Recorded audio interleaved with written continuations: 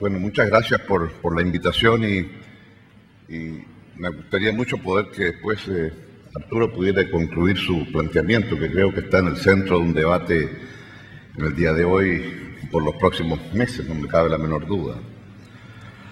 Sin embargo, lo que se me ha pedido aquí es conversar con ustedes y quiero agradecer esta oportunidad de hacer un planteamiento que tiene que ver con el tema de la cooperación público-privada y buscando espacios de colaboración, que ha sido un subtítulo. Digámoslo que este es un tema permanente y digámoslo que en toda sociedad, desde tiempos inmemoriales, la colaboración ha existido siempre, tácita o expresamente. Pero en toda sociedad existe un mundo de lo público, que es expresión del Estado y cómo se organiza, y el mundo de la actividad privada. Y la relación entre ambos se da dependiendo de las características de esa particular sociedad. En otras palabras, el tema de lo público y lo privado y la sociedad en la cual lo público y lo privado forman parte ha existido siempre. Hoy día, a lo mejor tenderíamos a decir que acá hay una tríada que está determinada por la relación Estado, mercado y sociedad. Y esta tríada, cómo se relaciona, cuáles son las esferas de influencias de uno u otro, eso va a depender de las circunstancias políticas o eso va a depender de las decisiones democráticas que la ciudadanía se expresa y que permite en consecuencia la creación de instituciones para que el mercado funcione y funcione adecuadamente, para que en el mercado se dé la legitimidad del intercambio y para lo cual el apoyo institucional del Estado es fundamental, para hacerlo precisamente expresando lo que son las decisiones de la sociedad. Es cierto, cuando se expresa el Estado se expresa a través de la decisión de los ciudadanos, de ahí la necesidad de una democracia. Cuando se expresa el mercado se expresa a través de la decisión de los consumidores, de oferentes y demandantes. Y de ahí en consecuencia la legitimidad de ese intercambio dentro de esa esfera. Muchos dirán, ¿cuál es la esfera de uno y otro? Y esa es una definición de una particular sociedad. Cuando el Estado de Chile decide a comienzos del siglo XX, después de 20 años de deliberación, que era una educación gratuita, obligatoria, y dijo 4 años. Y en aquellos felices tiempos, claro, el legislador dijo, ¿y cómo se hace? Muy fácil. Todo aquel que tenga un predio superior a X hectáreas, a su peculio construye la escuela y a su peculio la habitación para el profesor. Y así se aprobó después de 20 años esa legislación. O sea, ahí hubo una decisión de los ciudadanos, le dicen al Estado lo que quieren, y en aquellos tiempos el Estado, ¿qué hace? Crea las escuelas normales y después, claro, responsabilidad del Estado, crean la sociedad de establecimientos educacionales, constructora de establecimientos educacionales. Pues mire usted, la relación público-privada, ¿qué significó? Entender que esta responsabilidad del Estado implicaba entonces cómo creo escuelas normales para tener profesores y cómo construyo establecimientos educacionales a través de la sociedad constructora, también del Estado. Estamos hablando de la década del 20, de la década del 30, la década del 40, del siglo pasado. Y ese no fue un gran debate ideológico. Arturo Alessandri, segunda presidencia, estaba muy cómodo en ese tipo de forma de entender la colaboración público-privada. De más está decir que esto depende también de las características históricas de una sociedad. Decir que el sistema francés es infinitamente más centralizado en lo estatal que el sistema inglés es decir una obviedad a partir de lo que es la historia de los últimos 3 siglos entre Inglaterra y Francia. O decir que los modelos de desarrollo de buena parte de las economías asiáticas han sido el resultado y consecuencia de una colaboración estrecha entre el aparato estatal y el aparato del sector privado empresarial. Y si no, miremos los grandes grupos económicos en Corea del Sur. Y el milagro de Corea. Pero ese milagro de Corea y la rapidez con que Corea se desplaza desde los 1960 hasta los niveles que llega hoy día, tiene que ver porque hay una colaboración y una forma de entender cómo conjuntamente lo público y lo privado se enhebran para poder ser capaces de competir en un mundo cada vez más global. Y por lo tanto, tenemos muchos ejemplos de cómo se da esa colaboración.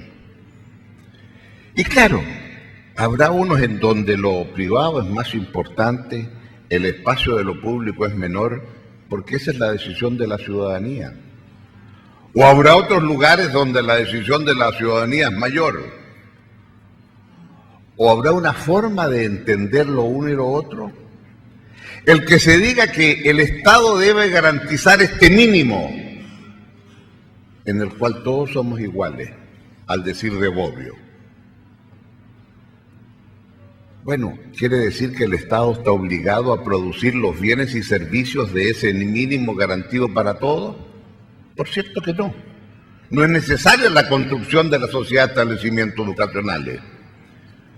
Porque usted puede decir, quiero garantizar ese mínimo, pero ese mínimo lo garantizo y va a ser provisto por el sector privado. En consecuencia, hay distintas formas de entender esa relación. Y si algo yo creo que ha cambiado del punto de vista de la concepción de una mayor intervención estatal, está en que esa mayor intervención estatal se puede expresar a través del mecanismo de mercado para garantizar que esa intervención, para garantizar determinados bienes y servicios que la sociedad considera que deben estar al alcance de todos, se hace a través del mecanismo de mercado. Y en eso creo que hay un avance significativo, particularmente en la segunda mitad del siglo XX, y en consecuencia la forma de entender hoy la colaboración público-privada tiene que tener entonces este tipo de elementos en el trasfondo. Y no vamos a entrar a decir en consecuencia nada nuevo, salvo que hay una constante. Del punto de vista de Chile, del Producto Interno Bruto de Chile, más o menos un 20% está en el ámbito de lo público y un 80% en el ámbito de lo privado. Y si ustedes ven el nivel de inversión fluctúa en torno al 20% del ámbito público y un 80% del ámbito privado. Y en esas magnitudes nos movemos. Entonces, ¿qué quiere decir una colaboración público-privada? Que esas magnitudes, ojo, desde el año 90 hasta ahora prácticamente no han variado. Sí, usted puede decir, primer aviso comercial, sí, usted puede decir que cuando se produce la caída de la crisis asiática, entonces inventamos la tesis del ajuste estructural y el superávit estructural en las cuentas fiscales, y claro, ese 20% de inversión pública aumentó a 24%, y consecuencialmente disminuyó del 80 al 76 la privada. Pero es en el fondo para tener una política contracíclica que me parece hoy día de sentido común y que no hay que explicar en este auditorio. Y en consecuencia, digámoslo, lo que quisiera invitar hoy día acá es a pensar en que una complementación público-privada tiene que iniciarse compartiendo una mirada, una visión, un sueño, si ustedes quieren, de cómo entendemos que debemos ordenar Chile en los próximos 15 o 20 o 30 años. Y escúchenme, segundo aviso comercial, lo digo a partir de que en 1992, Américo Vespucio, una buena parte de Américo Vespucio era camino de tierra. ¿Cuántos de ustedes se acuerdan de eso? Sí, el tramo que había entre la Gran Avenida y Maipú, todo ese sector, era camino de tierra Américo Vespucio. Pero en el 94 planteamos vamos a tener un anillo de autopistas en torno a Américo Vespucio. Y ahí está. Y el 94, me recuerdo perfectamente, mi amigo Carlos Hurtado, mi antecesor como ministro de Obras Públicas, me dijo: Ricardo, tú tienes que seguir la autopista porque yo la dejé en San Javier y la doble vía tiene que llegar a Chillán. Ese es tu desafío. Yo encontré un desafío apasionante, hasta que me metí en los números y me di cuenta que el déficit de infraestructura era monumental y que si nos íbamos a ir a 150 kilómetros por periodo presidencial, quizás cuándo íbamos a llegar a Puerto Montt. Entonces, ¿qué es lo que se hizo? Una mirada larga, grande y ambiciosa, pero se explicó. Se explicó en el sentido de decir, y al final terminamos con qué. Terminamos con una industria de 12.000 millones de dólares entre el 94 y el 2004 y que culminó el 2006-2008. Y en consecuencia esa industria, usted le agrega 2.000 más del metro en Santiago, le agrega otros 2.000 que son los aeropuertos, y estamos llegando entonces ¿a cuánto? A 20.000 millones de dólares de activos que hoy existen. Claro, es cierto. Esto se planteó entendiendo que teníamos que tener un sistema de concesiones e incorporar capital privado. Me tocó en aquellos años hacer una visita a Alemania. Me invitaron a dar una charla en la Fundación Ebert. Había un amigo del Parlamento alemán, del SPD, y me hizo la pregunta: dígame, ministro, dicen que usted es socialista y está vendiendo las carreteras al sector privado. Sí, le dije, porque no puedo obtener las autobanes que tienen ustedes, porque en mi pinche paisito la presión tributaria es el 18% sobre el producto y no el 45% como tienen ustedes de presión tributaria sobre el producto en Alemania. Y en consecuencia una forma de poder financiar es aquello. Pero ojo, esa inversión que estamos haciendo en las principales carreteras del país, con recursos privados, es lo que nos permite mantener la inversión que tiene una alta rentabilidad social para hacer entonces una infraestructura inclusiva respecto de todas aquellas inversiones que en lo social son indispensables, y por lo tanto lo que estoy haciendo es liberar recursos para hacer una inclusión social en materia de infraestructura. Y eso hay que explicarlo al país, y así lo hicimos. Entonces, claro, usted explica que cuando tiene una autopista Santiago-Concepción, el bus, antes de la autopista, el bus que anda 24 horas, se demora 8 en llegar a Concepción. Y en consecuencia, andando 24 horas, hace 3 viajes. Pero cuando haya autopista, ese mismo bus andando 24 horas, hace 4 viajes.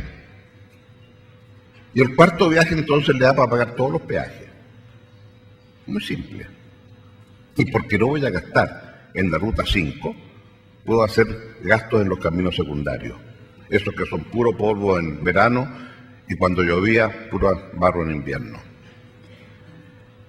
Entonces, lo que quiero aquí plantear es que hemos terminado un ciclo, y aquí se expresó muy bien acá, las características de por qué terminó ese ciclo. Terminó el ciclo en que de pobres, que era un 40%, tenemos ahora sectores emergentes, sectores medios, con todas las demandas que aquí se acaban de señalar.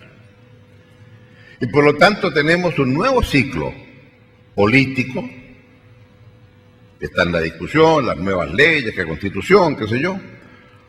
Un nuevo ciclo económico, en donde lo que tenemos es un desafío distinto de cómo somos capaces de dar un salto para seguir creciendo. Y un nuevo ciclo social en donde hay otros sectores demandantes y caramba cómo demandan. Y frente a ese nuevo ciclo, entonces, hay que tener una nueva mirada de cómo entendemos el Chile en los próximos 20 años, 30 años.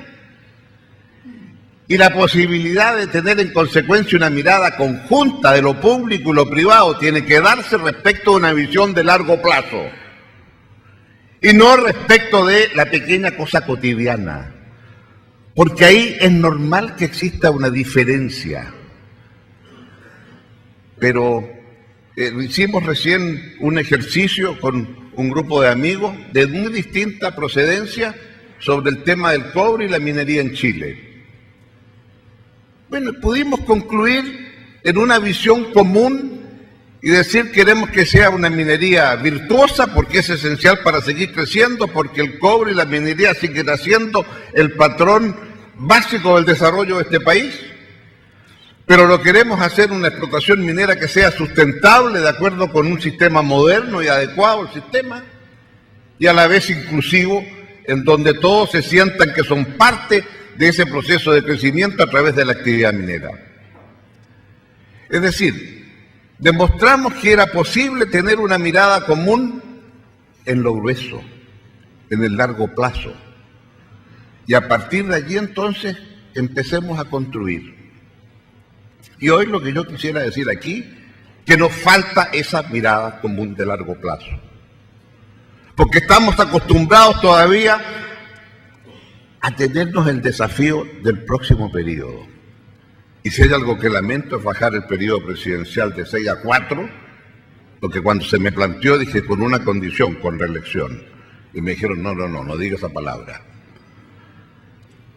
Pero creo que es indispensable tener esa mirada. Porque si no, entonces, ¿cómo somos capaces de tener un planteamiento común? ¿Y por qué lo quiero decir? Porque creo que tenemos un conjunto de áreas en las cuales definir, así como se hizo en minería y el gobierno tomó eso y la presidenta Bachelet con mucha fuerza lo quiere impulsar y se está trabajando en aquello, así creo que en el ámbito de infraestructura, de energía, de cambio climático, 3, demografía, tema ignorado que nunca se toma en cuenta, 4, y de ciudades, 5. En estas 5 áreas tenemos que ser capaces de tener una mirada común. Y en estas 5 áreas tenemos que tener un diagnóstico y tener metas realistas, pero acorde a lo que ya hemos hecho y lo que podemos plantear con realismo para el país. ¿Por qué? Porque en infraestructura, punto 1, no partimos de cero. Lo ya realizado está ahí y lo acabo de señalar. Lo importante es que en materia de infraestructura productiva, normalmente hay un espacio amplio para que el privado lo pague y busque los capitales necesarios. Para la infraestructura social, se requieren los recursos públicos para poder avanzar.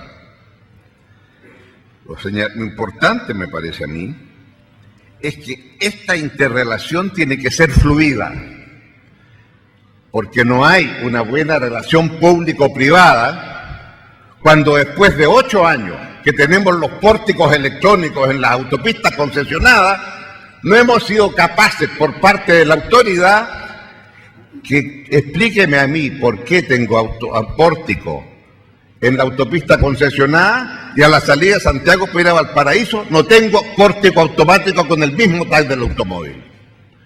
Y llevamos 8 años y ese tema no se puede resolver. ¿No le parece raro?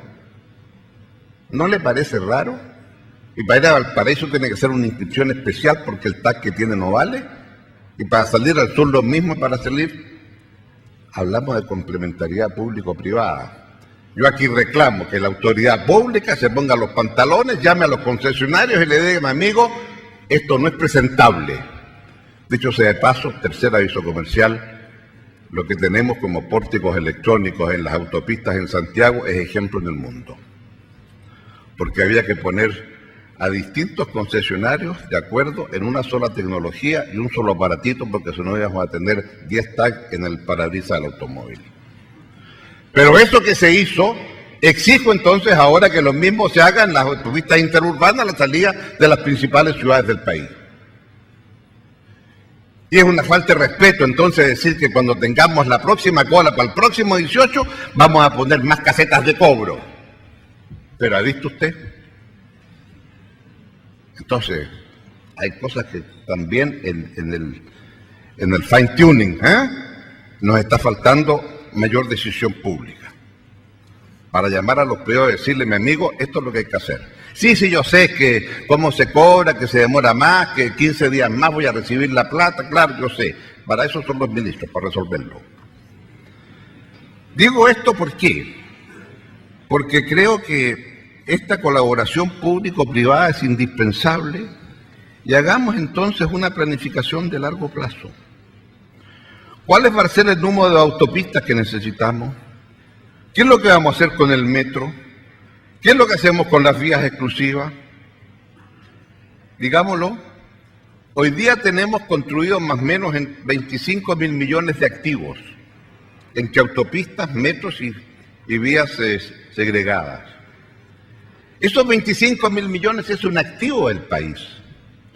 Y esos 25.000 millones que están ahí hoy, significan también que van a significar un flujo en los próximos 30 años más o menos de unos 30.000 millones. No está mala, tenemos activos por 20.000, 25.000 y flujos por otros 30.000. Entonces acá, mis amigos, no hay problema financiero. Aquí falta decisión política. Sí, yo sé, hay una reforma tributaria, pero se ha explicado muy bien que entre la salud, la educación, etcétera. Por lo tanto, mi llamado es a pensar en grande, porque hace 20 años atrás no había financiamiento a 50 años, ¿verdad? No había financiamiento a 100 años, ¿verdad? Aquí hay distinguidos banqueros. Pero hoy, los fondos de pensiones de Canadá, los de Australia, you name it. 100 años, ningún problema. 50, obviamente. Y eso es algo que tenemos que aprovechar ahora. ¿Y por dónde partimos? Muy fácil. Línea 1 del metro. La línea 1 del metro hoy, aproximadamente el 60% de los pasajeros que transporta el metro se hacen en la línea 1. ¿Qué me dice usted? Más de la mitad. Está colapsada. Usted ya no puede meter más trenes, 1,5 minutos entre tren y tren.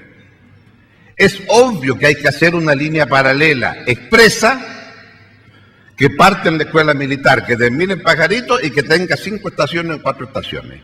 Como es en París, como es en Nueva York, como en, etcétera. Y eso no hay ni que pensarlo. Ya que usted andén con andén, por aquí va a haber que paren todas las estaciones porque habla la línea expreso, y eso le cuesta ¿cuánto? 1.500 millones, y eso lo levanta así.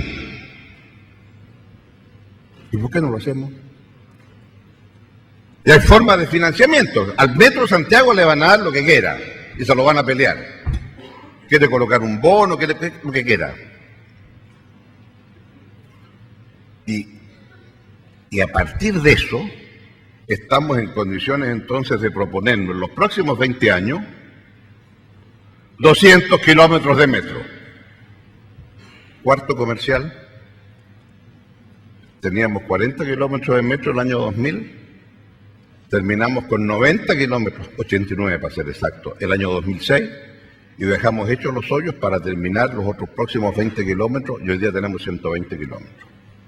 ¿No es así? Pero desde esa época hasta hoy, hay unos cuantos hoyitos hechos, 8 años perdidos.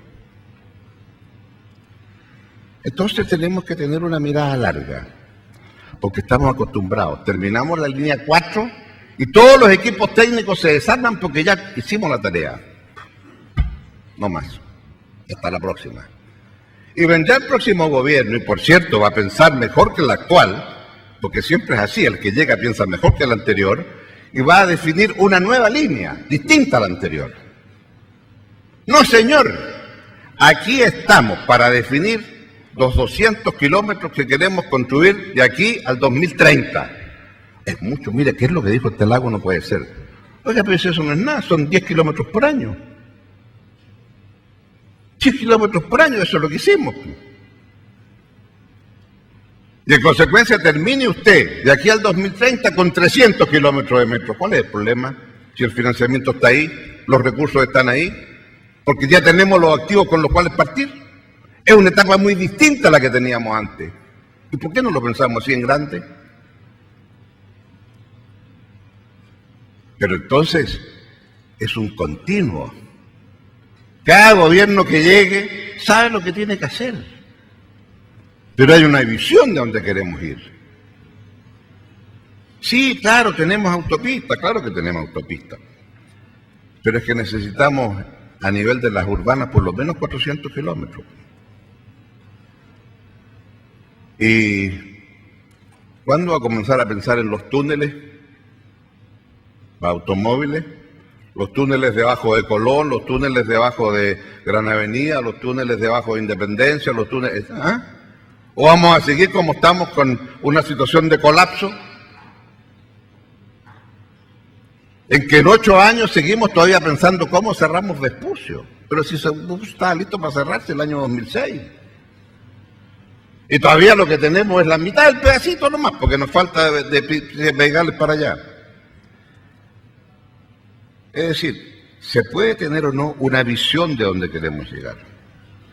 Y si esto es así, entonces no me cabe la menor duda que las autopistas urbanas futuras van a tener también que incorporar un espacio para el transporte público vía tranvías. Y es la nueva forma de mirar hacia adelante como lo vamos a hacer. Entonces, ¿por qué digo esto? Porque el tráfico y la movilidad de las ciudades de aquí al 2030 van a ser superiores en un 100% a lo que tenemos hoy. Lo que vamos a presenciar en el próximo 15 a 20 años es un tremendo crecimiento de las ciudades, para qué decir lo que va a pasar en Asia con China comenzando, y por lo tanto eso también va a ocurrir aquí. Pero al mismo tiempo de esta expansión de la ciudad, esta expansión va a significar que este fenómeno que aquí tenemos, en Santiago, lo vamos a tener en el resto del país. Y en el caso de Santiago, muchos acostumbran a hablar ya que hacia el 2030 lo que usted va a tener es un San Raval. San Raval. Santiago, Rancagua, Valparaíso. Y va a tener una gran conurbación urbana. Y esa que le implica la quinta región, la región metropolitana y la sexta. ¿Y cómo usted va a hacer un sistema integrado de transporte en el San Raval? Y en consecuencia, ¿cómo nos preparamos para eso? Y por lo tanto, hay una forma de mirar en donde el tipo de inversiones que tenemos por delante es enorme, el financiamiento... Oiga, descubrí yo mucho tiempo después, tarde, cuando era ministro de Obras Públicas, que el tema no era hacer obras públicas, el tema era el financiamiento. Y por lo tanto son dos mundos distintos, pero dos mundos distintos que se complementan. Y en consecuencia, ¿por qué no hacemos una agenda público-privada de cómo vemos el 2030 y qué es lo que implica eso? Y ahí hay espacio para todo, para el público, para el privado, para el financiero, para el no financiero, etcétera. Pero eso es viable hacerlo. ¿Fue viable o no entre el 92 y el 2008? Fue, pues. ¿Y cuántos años son? 16. ¿Y ahora por qué no podemos pensar los próximos 16 en grande? Estamos entonces discutiendo si cuál es la próxima línea y por dónde nos vamos. Y esto es lo que yo quisiera plantear en serio, pero que lo creamos. No estoy haciendo demagogia, estoy diciendo esto se hizo, volvámoslo a hacer. Y entonces sí, si tenemos una meta a la cual llegar, vamos a discutir mucho en el camino, que más impuestos, que menos impuestos, que esto por aquí, que esto por acá. Sí, yo sé, pero tenemos una meta y tenemos un sistema de aproximación. Y por lo tanto hay un espacio enorme para el financiamiento privado de esto. Y un espacio enorme también para la conducción pública. Porque esto requiere una conducción, y la conducción viene por parte del Estado. El Estado es el que define que quiero Costanera Norte, que tiene estas características, que el Galigo, que el no sé qué, que el no sé cuál.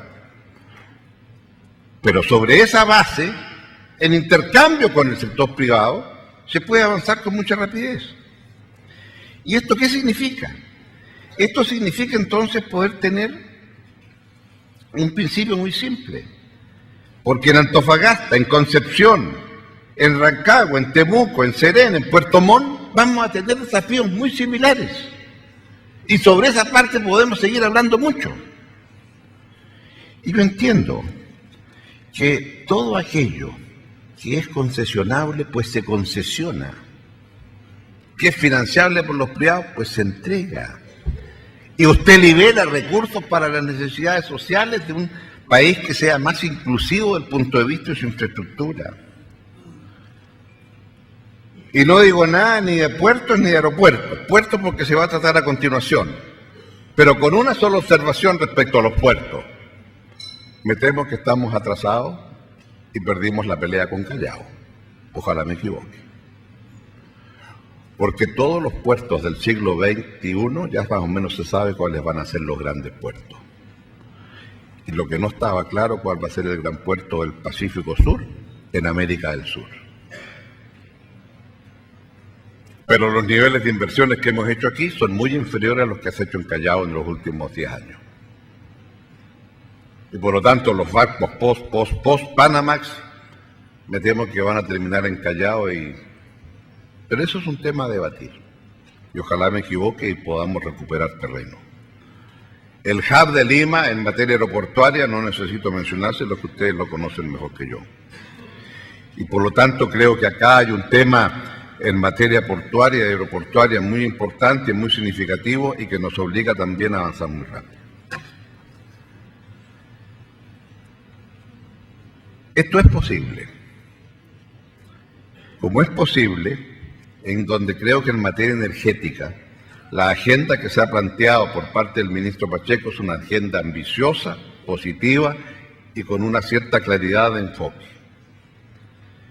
Creo que aquí hay un rol de conducción del aparato del Estado, porque lo que no es posible es que lo que no se hace por parte de la autoridad pública termina haciéndose en los tribunales de justicia. Y lo que no es posible es terminar por incapacidad de la autoridad pública, que tiene que tomar decisiones y resoluciones que terminen todas en los tribunales de justicia.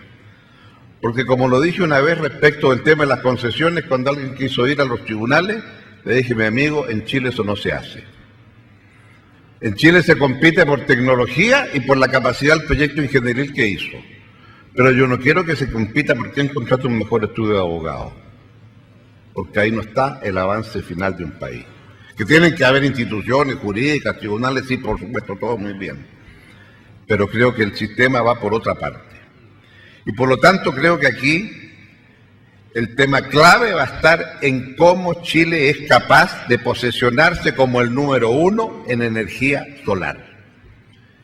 Y aquí sí que se requiere conducción y fuerza, porque eso es lo que nos va a dar independencia energética.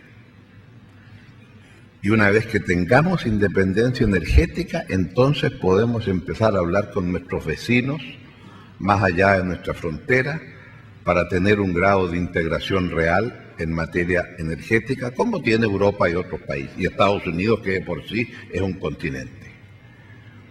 Pero que hay que llegar a una integración, hay que llegar, pero a partir de lo que nosotros demostremos que tenemos independencia. ¿Y eso por qué lo digo? Porque creo que cuando leemos en la prensa que hay una empresa que quiere instalar 1000 megas solar en el norte de Chile, y no necesito explicar la relación que hay entre lo solar, la necesidad de recursos hídricos y todo lo demás, y energética aparentemente necesario, creo que acá tenemos un amplio campo y tenemos que ser capaces de avanzar. En geotérmica, creo que lo indispensable es un Estado que haga los levantamientos de dónde hay posibilidades y dónde no, al igual que en la eólica. Y esas son áreas que le corresponde, a mi juicio, hacer, difícilmente lo va a hacer el privado, hay una inversión fundamental que hacer y creo que eso tienen que hacerlo. y cómo somos capaces de aumentar la competitividad con nuevos actores en el ámbito energético, con reglas claras que impidan la judicialización. Acá hay todo un espacio y creo que lo que se hizo en materia minera puede hacerse también en el ámbito energético. Y esto significa en consecuencia la posibilidad de tener, y me parecería decir, la necesidad también de introducir con mucha fuerza el tema solar y eólico a nivel individual en las casas de cada uno de nosotros. Ese es un desafío que tenemos pendiente. El ministro está trabajando en esa dirección, porque eso significaría, en último término, democratizar la producción de energía. Y como le dije a unos amigos del sector financiero, háganlo de California. Que los bancos optaron por pedirle a los amigos de California, tráigame la cuenta de la luz y yo le voy a decir cuántas placas solares tiene que poner. Y como lo caro es la batería de la placa solar, lo que vamos a hacer es que la batería sea la red eléctrica y por lo tanto cuando esté entrando lo solar usted deja de bajar el agua del embalse o deja de echarle el carbón o petróleo a la planta térmica y por lo tanto tenemos acá una posibilidad de convertir a los consumidores en productores de energía durante el día y consumidores durante la noche. Y en donde usted presenta cuánto es su consumo promedio en el año, y el banco le va a decir, usted ponga tantas placas solares y resuelve el problema. De Santiago al norte, obviamente. Pero eso es una voluntad de la autoridad pública, espacio para el privado, tremendas inversiones. El tercer punto que creo que es fundamental es cómo definimos en materia de cambio climático una agenda público-privada para abordar. ¿Por qué? No me cabe la menor duda que de aquí al 2030, hoy día usted anda orgulloso por el mundo contando cuál es su ingreso per cápita. Mire que nos ha ido bien, teníamos 5.000, ya estamos cerca de los 20. ¿Se da cuenta que estamos bien? De aquí a 5 años le van a preguntar, dígame, ¿y cuánto emite por persona? ¿Cómo dijo? Su ingreso per cápita es 20.000. Sí, pero esos 20.000 por persona de per cápita, ¿cuánto emiten de gases de efecto invernadero? Y esa va a ser su patente de civilidad en un mundo que nos van a medir por cuánto emitimos. Porque en Estados Unidos se emiten 22 toneladas por persona y en Europa, la Europa del euro, entre 10 y 12. Ah, mire usted, ingresos por habitante bastante similares, pero mire la diferencia. O si usted quiere una comparación entre dos ciudades, hay un estudio reciente que va por salir, que se llama La economía y el cambio climático, cuáles son las win-win situation, que sale ahora el 16 de septiembre, y en donde hay un estudio precioso que compara dos ciudades idénticas, Atlanta, Barcelona. La misma población, el mismo ingreso per cápita. Atlanta emite 8 veces más que Barcelona. Entonces, nuestras ciudades que vamos a tener de aquí al 30 o al 40, ¿a dónde queremos que esté? ¿Más cerca de Atlanta o más cerca de Barcelona? ¿Y a qué se debe eso? Parques públicos versus sus extensiones privadas, cuán extendida es la ciudad, cuán densificada es la ciudad, ahí está la diferencia. Y entonces tenemos mucho que aprender todavía. Y el tema de la ciudad pasa a ser un tema tan importante y por eso creo que es un tema especial que tenemos que tener desde este punto de vista. Porque en materia de cambio climático creo que es fundamental entender que como país vamos a ser evaluados y por lo tanto preparémonos para ese momento, porque nuestro desafío es seguir creciendo. Pero ¿cómo crecemos con más eficiencia energética? ¿Cómo crecemos con menos emisiones? Los amigos suecos han sido capaces de tener un aumento del PIB en los últimos 20 años de un 30%. Y las emisiones de gases de efecto invernadero las han disminuido en 7%. Crecen en 30% y no obstante las emisiones las disminuyen en 7%. ¿Se puede hacer o no se puede hacer? ¿Cómo lo hacemos? Y ese va a ser el desafío. Pero en ese desafío también hay un espacio muy claro. Ciertas definiciones que hace el sector público y los espacios para el sector privado poder contribuir. Y en consecuencia acá tenemos tremendos avances. Acá hay un panel que viene a continuación sobre el tema energético. Si usted cambiara todas las luminarias que hay en Chile, públicas, de Arica a Punta Arenas, por luminarias LED, usted ahorra 350 megas. ¿Cuánto cuesta hoy día producir 350 megas?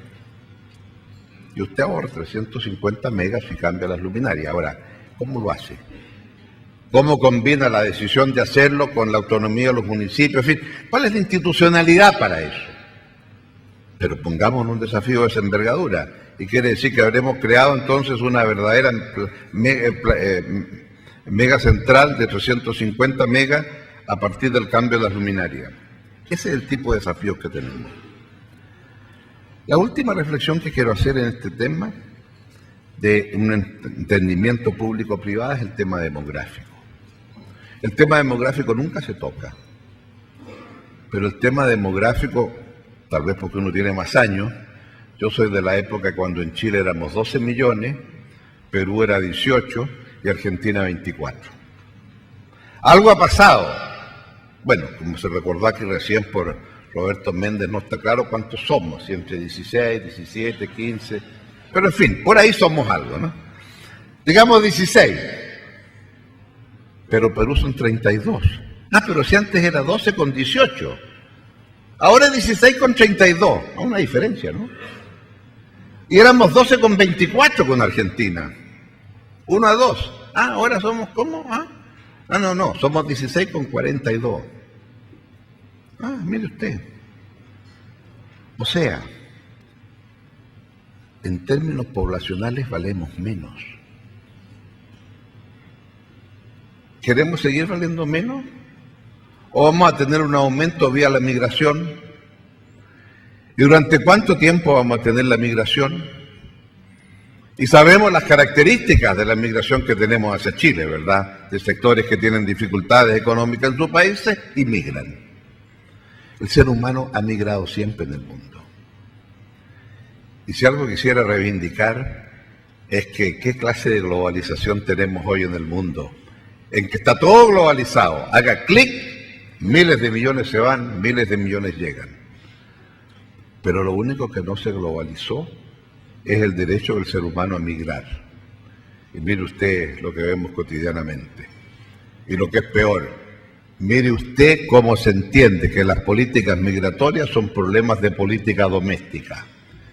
Y mire usted cómo los movimientos más de extrema derecha están por migración, no.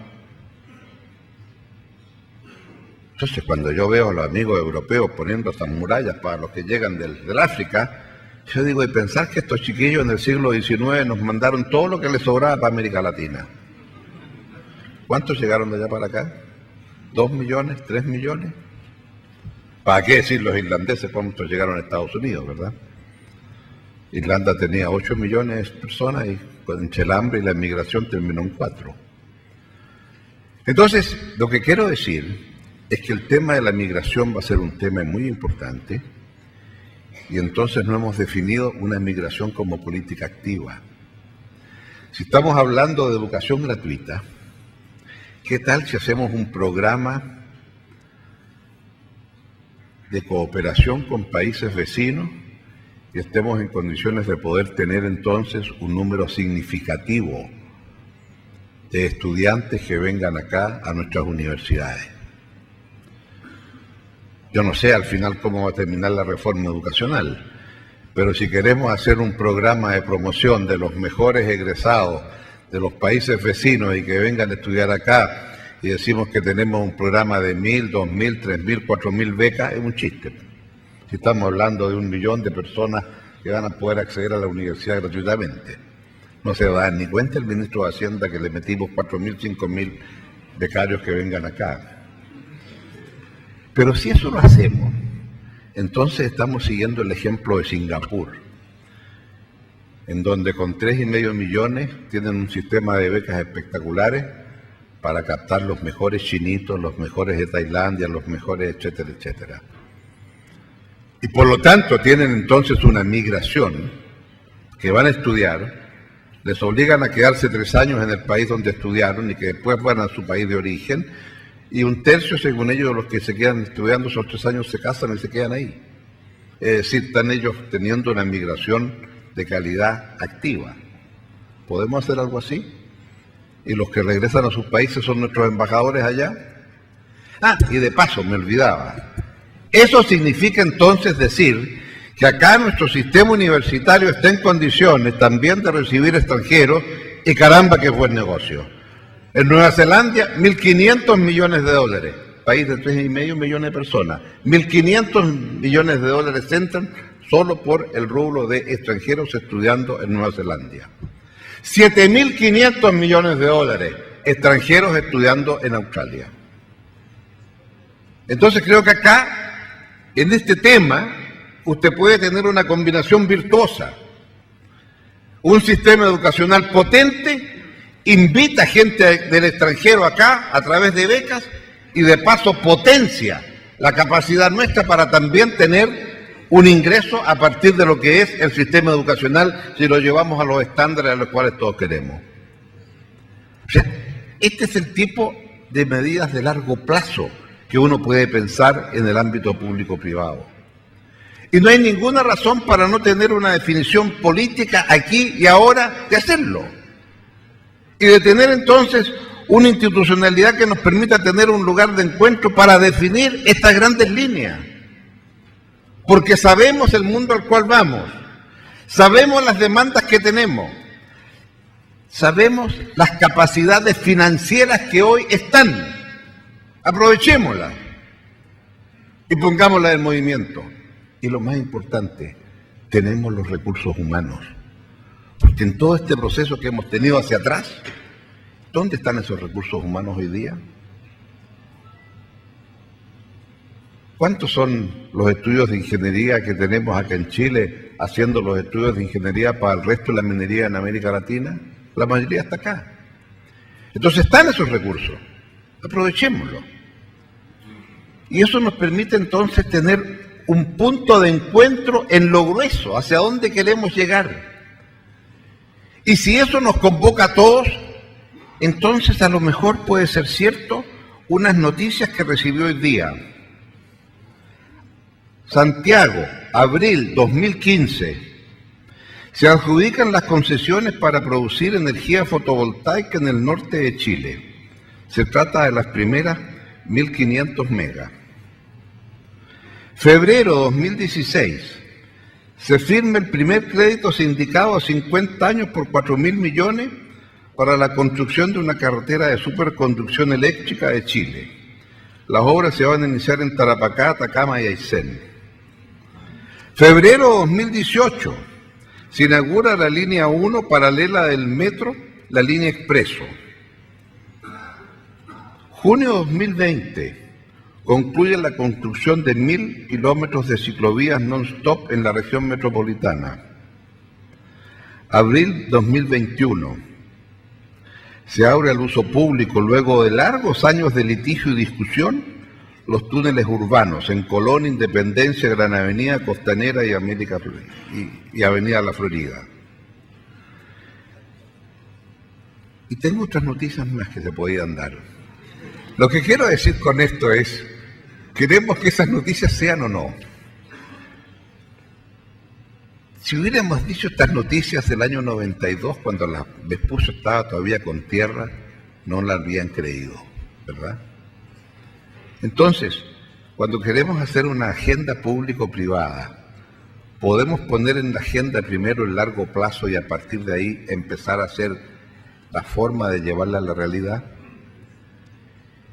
Y por consecuencia, al llegar acá, lo que digo es, de nosotros depende el poder tener con realismo un conjunto de forma de mirar.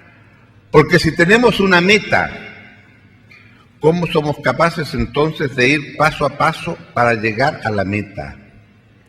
Y creo que lo que nos está faltando es ponernos al día y no creer que cada nuevo gobierno que llega, yo sé, en su momento lo tuve, de pensar que la historia de Chile comenzaba el año 2000, Después me tomó un tiempo darme cuenta que lo que podía construir era más que lo que construyó Elwin, porque Elwin encontró un país con $4.000 o 5.000 por habitante y yo lo encontré con 9. Y por lo tanto lo que yo podía hacer era más que aquel, pero lo construía sobre los hombros de aquel. Y así seguirá siendo. Se construye sobre los hombros del que lo antecedió. Pero no descubramos cada vez el Mediterráneo. Tratemos de mantener una línea larga en el tiempo que nos permita mantener el tranco. Si eso lo hacemos, creo que este debate de la complementariedad, qué es público y qué es privado, sí, yo sé, en definitiva eso lo resuelven los ciudadanos. Podemos tenerlo más allá o más acá, la amplitud de uno u otro. Pero lo que es inescapable es que ambos, porque la historia nos lo enseña, han avanzado, porque el acuerdo es tácito o es expreso. Hagamos un acuerdo de los sueños que queremos, porque sabemos hacia dónde va el país de una manera clara y concreta ahora. Y creo que sería la mejor forma en la cual seminarios como el DICARE es tal vez el lugar adecuado para empezar a caminar hacia adelante. Muchas gracias por la invitación.